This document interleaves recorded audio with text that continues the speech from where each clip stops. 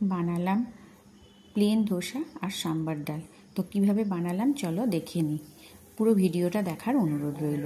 তো এটা ব্যাটারটা বানিয়েছি 1 কাপ আতপ চাল, 1 কাপ সেদ্ধ চাল, 1 কাপ বিউলির ডাল আর 1 চামচ মেথি ওভারনাইট ভিজিয়ে রেখেছিলাম। সকালে ওটাকে পেস্ট করে নিলাম একদম ব্যাটারের মতো, যেমন ব্যাটার বানায় তো ওইভাবে করে নিয়ে তো আমি একটু বেলাতেই করছি, মোটামুটি 7-8 ঘন্টা মতন ভেজানো ছিল। তো এক পিঠটা হয়ে যাওয়ার পর দেখো উপর থেকে আমি একটু অয়েল ব্রাশ করে দিলাম। দেখো নিচটা বেশ ব্রাউন কালার এসে গেছে। তো এইভাবে আমি বেশ কয়েকটা ভেজেও নিয়েছি। তো দেখো কত সুন্দর উঠে যাচ্ছে।